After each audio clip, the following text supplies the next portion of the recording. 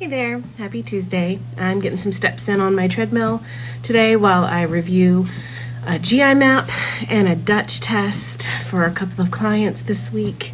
So I thought I would take a few minutes and share some of those results with you, and so you can kind of get some insight into what's going on with these clients. So for this first client with her GI map, as you can see, this is a list of pathogens that commonly cause digestive issues. So this includes bacterial, parasitic, and viral pathogens. And most of the time with clients, these come back as less than detectable limits. This particular client came back with one that is elevated. So that's something to stop and take note of. However, for this particular situation, this is more of a transient pathogen, meaning it doesn't hang around very long. So like by the time we got the results back, this could already actually be gone by now. But the reason that it got here is what we're looking at. So again, I'm looking at not just what you have, but why it's there. And so for this client, supporting her immunity is going to be crucial because she also has some other markers that indicate low immune function. This next page starts with another very common pathogen called H. pylori, and it is elevated in this client, but the significance here is not just that it's here and that it's elevated. I mean, we want it less than detectable limits because it's a pathogen, but it's why. Okay, so this client has been experiencing some pretty significant abdominal pain, and this particular pathogen can cause that. It burrows down in the lining of your stomach and alters the pH of your stomach, and so it can create pretty significant digestive dysfunction, meaning that you're not able to break down your food really well and then ultimately be able to absorb the nutrients from it. But the fact that she has symptoms along with this elevation means this is definitely something we're going to want to eradicate. So this next section is about the commensal bacteria. Just think when you see commensal that it's common. These are specific bacteria. These are the species of several different ones that we want to look for in our gut microbiome. And as you can see, she's got pretty good levels. There are a few that are, approaching lab high over here, like here, these three. But overall, she's got a pretty good balance of these. But the ones that get my attention here are these two phyla. Now, a phyla is just a bigger category. These are specific bacteria, and this has probably got, thousands or if not millions of species of bacteria in them, but they're elevated too. And the fact that she's trending a little bit high in some of these common ones and that these two phyla are elevated can indicate a couple of things. It can be really that she's been taking a probiotic that she didn't need or had the wrong types of bacteria in it, or as her H. pylori indicates, there's probably some digestive dysfunction going on. So this next page is about the opportunistic or overgrowth microbes. So these are bacteria that are either not supposed to be here at all, or they are bacteria that are elevated to a point where they are, in essence, kind of stealing the food from the good bacteria. And so they're causing some havoc. They're creating symptoms, and they're furthering those patterns of digestive dysfunction and inflammation. So we already know that her digestion's compromised because these bacteria are not supposed to be here. The way they get here is they pass through the stomach, okay? Now, when you eat your food, it is broken down by stomach acid. And stomach acid also acts as bug spray. So it literally kills off pathogens. And so when that pH in your stomach is compromised, which the H. pylori tells us that it is, we have a much higher probability of these kinds of things developing.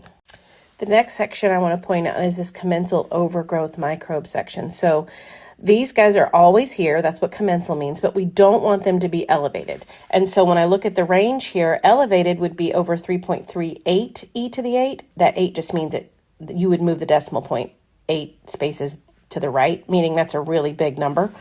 She's at 3.29 e to the 8. So she's approaching lab high, but significantly, the issue here is her, has to do with her symptoms. She's experiencing a lot of gas and bloating and pain, as well as constipation. And this guy right here can create all of that because these two hang out in your small intestine, and which is where the bulk of your nutrients are absorbed. So when they're present, and especially when they're elevated, they're literally stealing that food from you, and they off-gas things like hydrogen and methane gas, which causes all of those unwanted symptoms. This last section here has to do with the good bacteria that we looked at on the previous page, the commensal bacteria. So some of these are really good bacteria that we want to have, but we just don't want them to be elevated. And as you can see, she's got a couple that are approaching lab high. And as you could see that even on the earlier page. And what this means is that there's most likely some kind of digestive dysfunction or inflammation that's creating this environment where these are getting out of range and elevated. They create inflammation, and they can also indicate autoimmune conditions. And so that's why we don't take probiotics blindly. Just because you feel like you heard on a podcast somewhere you need a probiotic, you really should be careful with that, because you can elevate even good bacteria that can cause problems. The other thing that this tells me is that she's definitely got some inflammation going on, as well as some digestive dysfunction, which we already knew from her symptoms and other markers here in this lab. This last section is talking about her overall intestinal health and the integrity of her gut. This first section here gives us a couple of different digestive enzymes. So these kick into play in the small intestine outside the stomach. So most of the chemical breakdown of the food happens in the stomach with the stomach acid and some other types of enzymes there. But other pieces like fat digestion predominantly happens in the top part of the small intestine with things like bile from the gallbladder and enzymes from the pancreas. And so she could use a little bit more support in her fat digestion. Her overall digestive enzyme seems to be pretty good. She could probably use a little bit of help there. So this is also indicative of compromised digestive function, which other markers in this lab have supported. And then finally, we've got some other gut markers here. This beta-glucuronidase can often indicate estrogen dominance when it's elevated, and she's not terribly high, but she's not really low either. So this is something that we're going to talk about based on her symptoms to see if we need some more support here, because what this particular enzyme will do is cause a reuptake in estrogen after your liver has metabolized it and tried to eliminate it. If it hangs out in the gut too long, predominantly because of constipation, which is a symptom that she struggles with, then it can drive this number back up and increase estrogen reabsorption.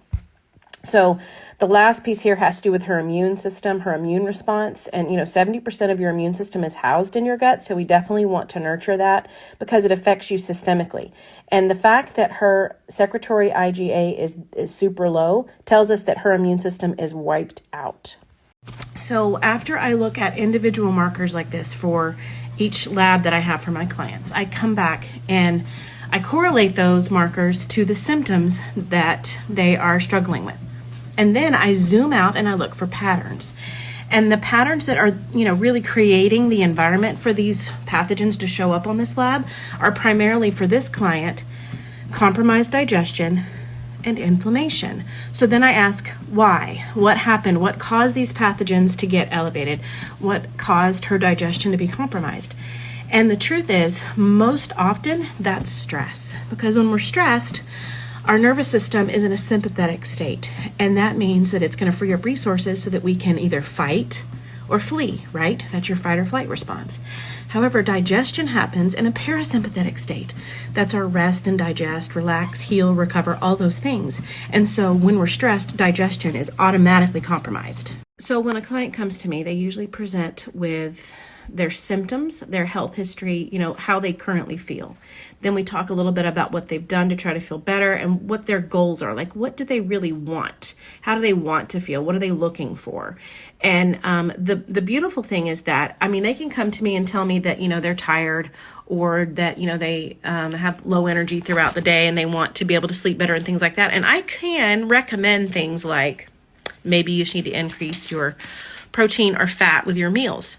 Those things will actually help you get more energy. However, getting data like this lets me see pretty clearly that increasing her protein and fat might not be super helpful for her because she's not able to digest it and absorb it really well. So while it might seem on the surface that there's like simple solutions to the problems that she has, collecting data from these labs actually helps us be much more specialized and personalized so she can get long-lasting relief. So if you are someone who has maybe had some symptoms pop up that are frustrating for you and you've gone to the doctor, maybe they've said things to you like, oh, your labs are normal, this is just part of getting older, or you just need to eat less and work out more. Maybe they've said, here, take this iron supplement or this vitamin D supplement because your iron and vitamin D are low. That's great, especially if you're able to get some relief from the symptoms you're struggling with. Like, you've got heartburn and they give you some type of heartburn relief. Well, relief is fine, but that's not going to fix what caused it.